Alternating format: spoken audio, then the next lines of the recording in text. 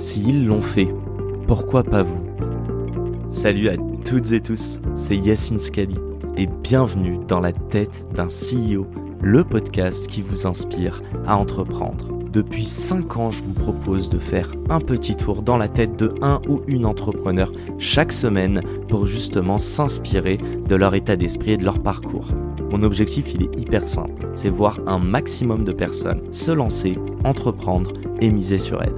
On sort une interview tous les lundis, donc n'hésitez pas à vous abonner dès maintenant. Et pour nous soutenir, ça vous prend 30 petites secondes. Je vous demande de nous laisser une note et un commentaire sur les plateformes d'écoute de votre choix. Encore une fois, un grand merci de nous écouter et n'oubliez pas, s'ils l'ont fait, pourquoi pas vous? Bonne écoute à toutes et tous. Salut à toutes et tous, c'est Yacine, bienvenue dans ce nouvel épisode de Dans la tête d'un CEO. Aujourd'hui, on continue la série d'un petit tour dans ma tête, donc série sur moi. 4e épisode, pour vous raconter rapidos. Dans les autres épisodes, je vous parlais un petit peu de ma dépression et de mon déclic, comment j'ai ensuite commencé ce podcast, ensuite comment j'ai commencé à faire des thunes et comment j'ai réussi à pérenniser plus ou moins, en tout cas pour le moment, sur du moyen terme, mes revenus. Et là, je vais vous parler d'une chose qui me tient réellement à cœur. Aujourd'hui, je vais vous parler de ma raison d'être, on va dire, ou ce que je recherche en tout cas à travers tous mes projets entrepreneuriaux. Ouais, c'est deux choses d'ailleurs différentes, je pense, et ma raison d'être et ce que je recherche, et je vais essayer de faire la différence entre les deux. Et ensuite, je crois que c'est le moment qu'on attend tous. Je vais vous parler de mes 2 prochains projets. Je vous en parle dans le podcast après. Podcast aujourd'hui, du coup, on va commencer par ma raison d'être. Et après, on va voir un petit peu qu'est-ce que je cherche, moi, à travers tout ça. Ma raison d'être, elle est simple.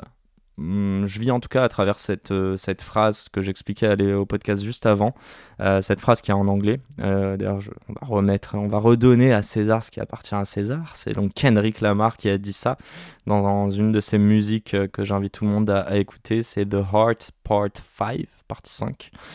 Et il dit « Just to see the next generation better than ours ». Qui veut dire en gros juste pour voir la prochaine génération meilleure que nous.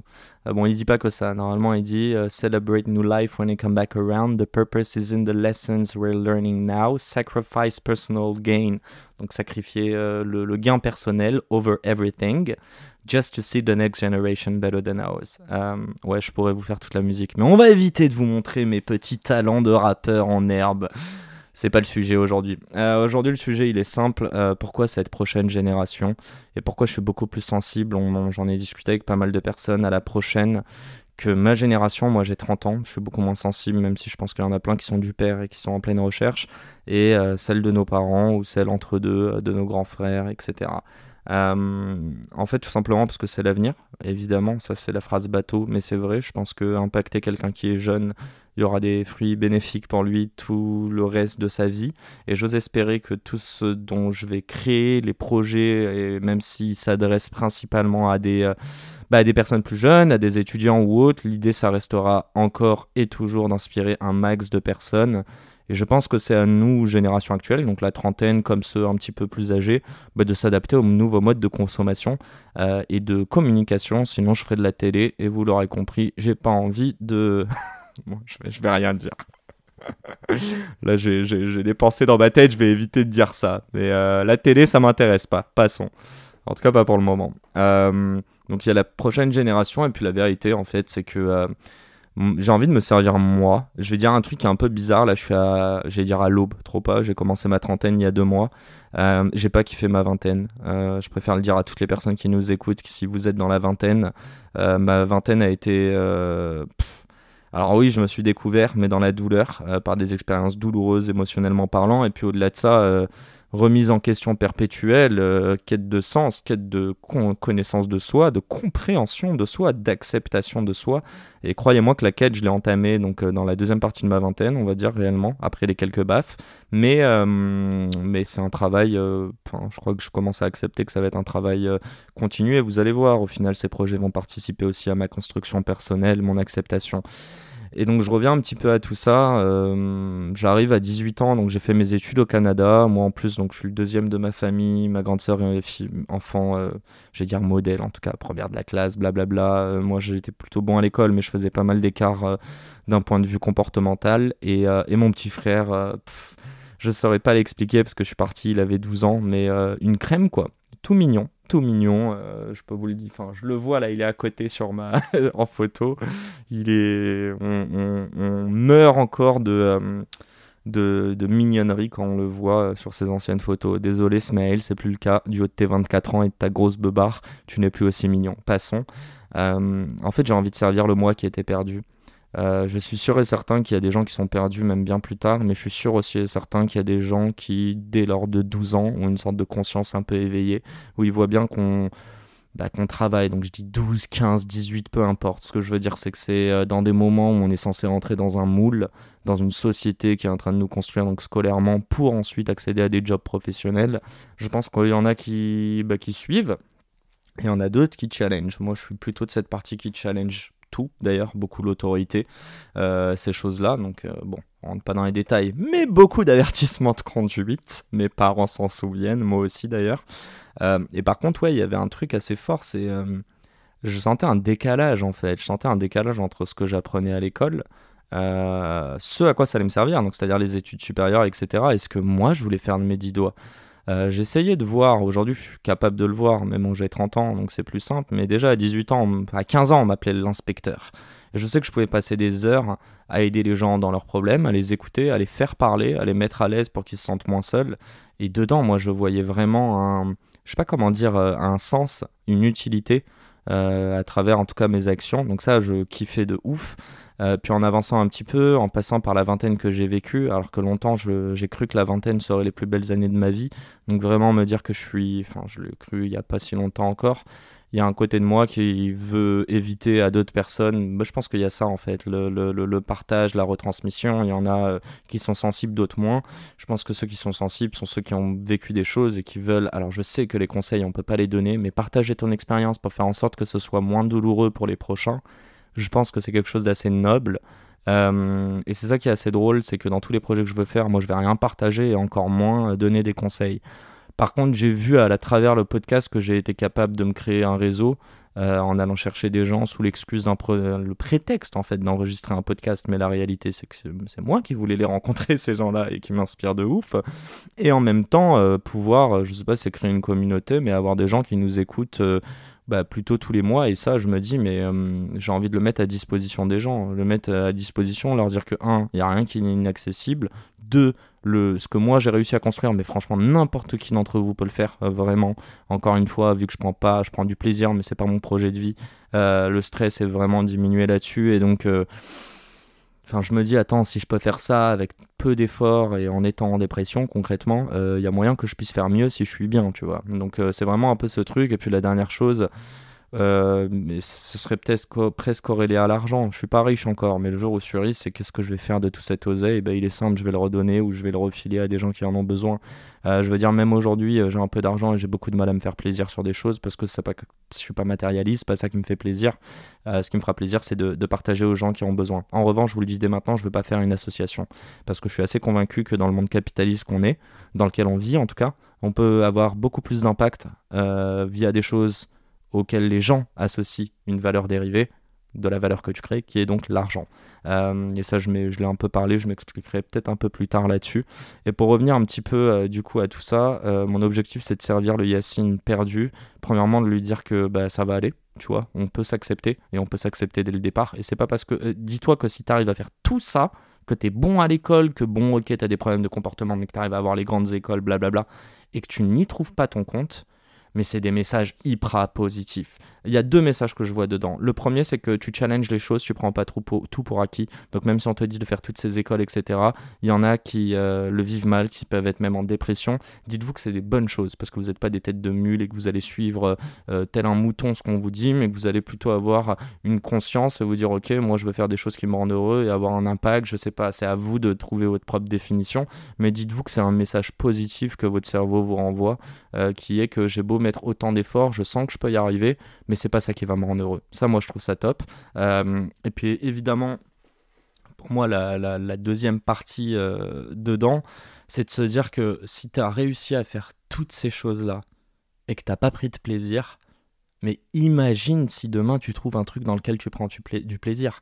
Et je trouve qu'il y a un truc qui est incroyable, même à l'école, qu'on nous apprend, c'est le travail et la résilience. Mais pour des trucs qu'on n'aime même pas. C'est ça qui est dingue. Quand je vois des artistes, des athlètes ou des entrepreneurs, tous vont dire que c'est difficile, mais ils prennent du plaisir dans la sueur et l'effort parce qu'ils font des choses qu'ils aiment, parce qu'ils ont choisi leur objectif. N'allez pas me faire croire, et je m'adresse à toutes les personnes qui nous écoutent, et je sais qu'il y en a beaucoup qui ont fait HEC, ESSEC, ESCP ou l'EDEC ou autre. N'allez pas me faire croire qu'à 15 ans, vous avez bossé toute votre vie pour terminer dans une école de commerce dans laquelle vous, les premiers, allez dire que vous avez appris très peu, mais surtout qui va juste vous propulser à un statut social en France. Je suis anti ça, je suis contre ce statut social qui est créé à travers un logo que tu as obtenu entre tes 18 et 23 ans ou 25 ans. Pour moi, tu n'as pas de mérite parce qu'on est en train de se construire. Ah, tu as de mérite, hein. Je dis pas que c'est mauvais, hein. Mais encore une fois, reprenez le point que j'ai dit, toutes ces personnes qui sont déjà dans ces écoles élitistes, c'est à vous même que je m'adresserai aussi demain. C'est maintenant que vous avez validé que vous pouvez faire tout ça, faites des choses pour faire avancer notre société. Voilà, c'est un peu le message. Oui, j'ai beaucoup de convictions et je pourrais peut-être être un peu clivant par moment, mais bon, je pense qu'on fait rien si on n'a pas sans conviction. Et maintenant, je veux passer cette deuxième partie qui va être un peu plus courte, et ça me fait bien plaisir parce que c'est un peu plus compliqué. Qu'est-ce que moi, ça va m'apporter ? Je vais être honnête avec vous, aussi bien le stand-up que des métiers de visibilité, enfin comment dire, de médiatisation, quoi, quand je suis sur scène, quand je crée du contenu, même si vous remarquerez, bon là je vous parle, je suis torse nu, vous verrez jamais ma tête, et ça c'est top, jusqu'à que ma CM me fasse violence et me dise maintenant, faut montrer ta tête. Mais plus sérieusement, comme je vous dis, j'ai cherché l'acceptation et l'approbation de qui j'étais et de la valeur que j'étais à travers les yeux des gens qui ne me l'ont pas forcément donné, mais que j'ai sûrement demandé d'une très mauvaise manière, hein. Là, on n'est pas là pour jeter la pierre. En revanche, j'ai toujours été convaincu, en vrai, que je pouvais apporter des choses. Je le sais, j'en suis convaincu. Je ne sais pas si ce sera bien fait, et je ne sais même pas si je pourrais en être riche, mais en tout cas, je sais que je peux faire des choses qui pourront aider des gens, quels qu'ils soient, que ce soit une énorme société ou comme ce soit de l'individuel, et faire, je sais pas, le psy, entre guillemets, en one-one. Bon, c'est pas ma vocation, mais one day peut-être. Et en fait, à travers tout ça, c'est le sentiment qui va être dégagé à la fin. Et moi, le sentiment de plénitude et d'accomplissement suite à m'être fait violence. Là, je vous parle de moi, mais potentiellement, demain, c'est m'asseoir à côté de gens qui vont me faire clairement bégayer. Je vous le dis dès maintenant, je vous en parle dans le podcast d'après. Le but, encore une fois, c'est que le max de personnes puissent s'y identifier. Et moi, dans tout ça, qu'est-ce que je vois ? Je vois que je suis ce facilitateur. Je vois que j'ai permis ça. Je ne crée rien, je facilite, je mets en relation, ou je crée un cadre dans lequel on va réunir des gens et je vais les faire parler. C'est vraiment un truc que je n'ai jamais appris à l'école, et aujourd'hui, via le podcast, je dirais que c'est sur ces dernières phrases-là, comment j'ai pu, aujourd'hui, on va dire, mettre des mots sur la valeur. Je suis sûr que ma valeur, elle est multiple, que je peux en avoir d'autres, etc. Pour le moment, c'est le cas. Moi, à titre perso, c'est pas être une star ou quoi qui me ferait kiffer, mais je pense que j'ai un manque d'amour propre qu'il va falloir que j'aille combler. En revanche, je vous le dis et vous le répète, je pose cette question. Parfois, il y a des invités qui me disent « Bon, on va éviter de parler de mort ». Je dis carrément « Qu'est-ce que tu voudrais qu'il soit écrit sur ton épitaphe ?» Moi, la seule chose que je voudrais qu'il soit écrite, sans parler de Dieu, de paradis ou je ne sais quoi, je sais même pas si j'y crois, mais je veux juste être sûr qu'à la fin de ma vie, même si elle s'arrête demain, que j'ai fait plus de bien que de mal. C'est la seule chose. Alors je sais que c'est un truc bisounours, etc. Mais encore une fois, dans ce podcast, si un jour, même si c'est dans 20 ans, qu'un mec ou une nana l'écoute et a une sorte de révélation, et si c'est pas moi, c'est une question et c'est la manière dont la personne a répondu, je m'en fous, hein. Moi, je m'approprierai un petit peu de crédit, mais au-delà de ça, je serais content. Et voilà, en fait, le but c'est quoi ? Vous l'aurez compris, hein, c'est aller un peu plus vers la quête du bonheur, m'accepter un peu plus et me dire que je peux faire des choses. Il y a une chose que j'ai réussi à défoncer dans ma tête, je suis un énorme anxieux de base. Dans le cadre professionnel, j'accepte de savoir que demain, je ne sais pas de quoi sera faite ma journée, je ne sais pas ce qui va se passer. Comme je vous dis, je balance je ne sais combien de messages par jour, ça va retomber tôt ou tard. Donc voilà, j'accepte cette incertitude, parce que j'ai pris confiance sur ma capacité à aller faire les choses et me dire que si demain, pour X raison, je dois aller déménager à l'autre bout du monde pour ma meuf ou autre, je sais qu'à ce moment-là, si ça fait du sens pour moi, alors je me sortirai les doigts de hum hum pour pouvoir vivre et pour pouvoir vivre de mon talent, juste tout simplement. Et quand je dis mon talent, c'est un truc qui me fera aussi plaisir. Voilà, je sais pas si ça vous aura aidé. Il n'était pas trop prévu ce podcast, celui-ci, mais je vous dirais que voilà, pour la finalité, je vous ai parlé de ma dépression et de mon déclic. Je suis quelqu'un qui suis très curieux, mais je suis quelqu'un qui a une surempathie, qui suis hypersensible. Et moi, je trouve mon compte dans l'idée d'aider des gens par moment qui ont besoin d'aide. On va pas dire mal, pas bien, on s'en fout. Juste des gens qui ont besoin d'aide. Et je vis en tout cas dans cette, dans cette croyance, j'ose espérer qu'elle n'est pas fausse, de croire que ce podcast aide des gens qui sont dans le besoin, qui l'ont demandé ou pas d'ailleurs. Des gens qui ne sont même pas là intéressés par l'entrepreneuriat, qui regardent ou qui écoutent pour une certaine raison, et quelques années plus tard qui vont lancer leur boîte. Et je m'en fous si pour eux il n'y a pas de corrélation. Moi je me dis juste, tôt ou tard, il y a une graine qui a été plantée, qui a germé. Qu'on l'ait plantée ou qu'on ait participé à la germe, quoi qu'il arrive, ça me fait énormément plaisir. Si vous, en revanche, vous pouvez me faire un tout petit kiff, je le dis et le répète, envoyez-moi un petit message pour me rappeler que ce podcast et la douleur que je prends à parler de moi-même aujourd'hui et me découvrir, elle sert à quelque chose, elle sert à des gens. Donc voilà, envoyez-moi n'importe où, Insta, TikTok, email, LinkedIn, peu importe. Envoyez-moi juste l'inspecteur, ok ? L'_inspecteur, ou juste inspecteur. Ou inspecte. Non mais je rigole. Mais bref, montrez-moi un petit mot, une petite ref. Et croyez-moi que ça me fera 10 fois plus plaisir que signer un nouveau client demain. Sur ce, cœur sur vous, et j'ai hâte de vous raconter à travers ces grands mots philosophiques de mission de vie, comment ils vont se matérialiser sur 2 prochains projets que je vous présente dans le prochain podcast. Cœur sur vous, force à vous, et un grand merde à tout le monde. Ciao, ciao. C'est la fin de cet épisode. S'il vous a plu, prenez 30 secondes pour nous laisser un commentaire et une note sur la plateforme d'écoute de votre choix. On a encore des dizaines d'épisodes en stock, donc je vous laisse fouiller. Et d'ici là, n'oubliez pas, s'ils l'ont fait, pourquoi pas vous ? Encore une fois, un grand merci de nous avoir écoutés et à très vite pour un nouvel épisode. Ciao.